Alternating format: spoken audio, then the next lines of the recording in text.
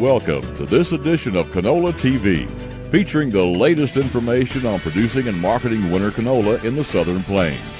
Canola TV, a service of PCOM, Producers Cooperative Oil Mill. Welcome back to another edition of Canola TV. Joining us today, Brandon Winters with PCOM. Brandon, I don't know that you work a lot with the procurement and actually trying to move some of this canola as it moves through the PCOM system.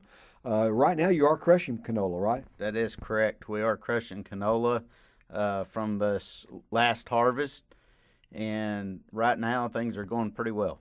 Now let's talk a little bit about that price of canola. It has remained pretty consistently a $2 or $3 premium over wheat.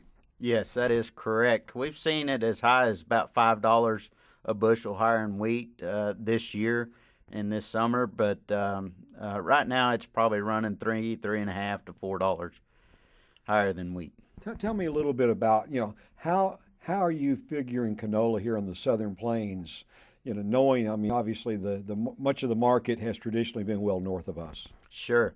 What we try to look at is we look at soybean oil futures and soybean meal futures, because that's where we sell the byproducts are against those two future markets. And to help producers out, we try to take out the Canadian market, because when you look at the Canadian market, you have to figure in a Canadian dollar versus a U.S. dollar, and you also have to look at per metric ton basis instead of short ton. So when you've got all those kind of things going, you're really trying to give them a number that they can understand back, whether it's per pound or on a bushel basis. Correct. Yeah, most of the products, even out of Canada, the crushers that buy Canadian seed and crush Canadian seed, they sell their products against U.S. soybean oil futures and against soybean meal futures. So they're converting two byproducts back to the U.S. dollar, whereas we're trying to take out any currency difference and currency risk, which we all know right now with the economy, it can be pretty risky on the currency. So what we tie it back to is just strictly the soybean oil futures and soybean meal futures, and really our risk is strictly in that basis. I know one thing I really like, it's so easy to make the conversion as far as, because we're working off of a 50-pound per bushel basis, right? That is correct. Yeah, canola is 50 pound per bushel, and of course wheat is 60. So, there's a little bit of difference, but not a lot. But it's awfully easy though, if even if you see a price quote in pounds, to convert that back to bushels in. Exactly. One of the things we're doing a little bit different as well on our website is we're trying to give the producer more avenues to look at on canola pricing. We have some producers that like to look at price per pound. We have some producers that like to look at per metric ton, and some that like to follow it against soybeans.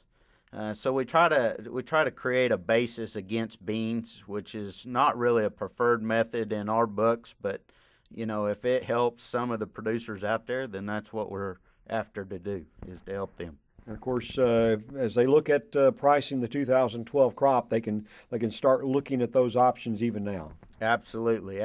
We post a 2012 new crop bid already, and one of the things we've noticed is our country elevators are wanting to get more involved. They're wanting to offer their prices, and so we've kind of stepped back a little bit and let those delivery points do their own pricing, and then we'll help them in any way, whether it's back-to-back contracts with Act of God type contracts or DP contracts. So we're working with them close and allowing them to get out and deal with their local customers as well.